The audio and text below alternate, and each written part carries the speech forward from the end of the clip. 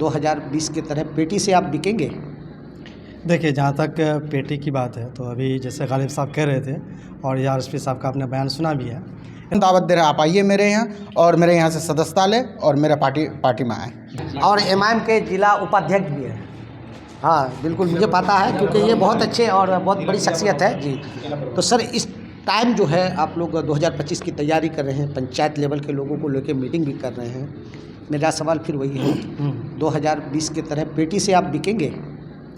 देखिए, जहाँ तक पेटी की बात है तो अभी जैसे गालिब साहब कह रहे थे और आरएसपी साहब का आपने बयान सुना भी है। इल्ज़ामात लगाने वाले लगाते रहते हैं। अभी आप दिल्ली चुनाव देख लीजिए कि वहाँ पर 70 सीट में इलेक्शन हुआ और कांग्रेस 70 सीट से लड़ी। तो किसी की ज़बान पर नहीं है कि कांग्रेस जो है वोट कटवा है या बीजेपी का बी टीम है, लेकिन 2 सीट में ओवैसी साहब लड़े हैं तो बीजेपी का बी टीम है।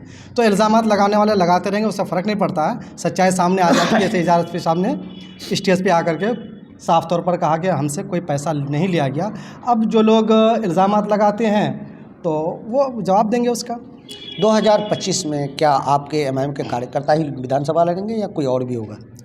देखिए, बिल्कुल जो ये है कि कार्यकर्ता हक रखता है इलेक्शन लड़ने का, लेकिन उसके लिए तैयारी भी ज़रूरी होती है। अब कोई मैं ही हूँ, मैं अगर आकर के कहूँ कि मैं इलेक्शन लड़ूंगा तो ऐसा नहीं होता है। इलेक्शन के लड़ने के लिए एक प्लानिंग होती है, तैयारी होती है। आपको क्या नाम है, टीम बनाना पड़ता है, आपको जो है सदस्यता आपको बनाना पड़ेगा, आपको मेहनत करनी पड़ेगी। ऐसे इलेक्शन नहीं लड़ा जाता, बहुत आसान नहीं होता है इलेक्शन। आप देख रहे होंगे कि इलेक्शन कितना टफ होता है और बहुत मेहनत के बावजूद भी इलेक्शन हासिल नहीं किया जाता है। तो यकीनन हक जो रखता है तो उसको मिलेगा, और जो पार्टी के लिए काम करेगा और जो आवाम का फैसला होगा, जो सर्वे बताएगा और पार्टी का जो फैसला होगा उस पर आप पार्टी के साथ हैं? बिल्कुल पार्टी के साथ हैं और पार्टी के साथ थे हैं और इंशाल्लाह मरते तक पार्टी के साथ ही रहेंगे। अब है हमारे सज्जाद भाई, जो बहुत ही अच्छे इलाके में एमआईएम के लिए हमेशा संघर्ष भी करते हैं, तो उससे मैं कुछ सवाल पूछना चाहूँगा क्योंकि ये भी बहुत ही तो पढ़े लिखे शिक्षित है ही।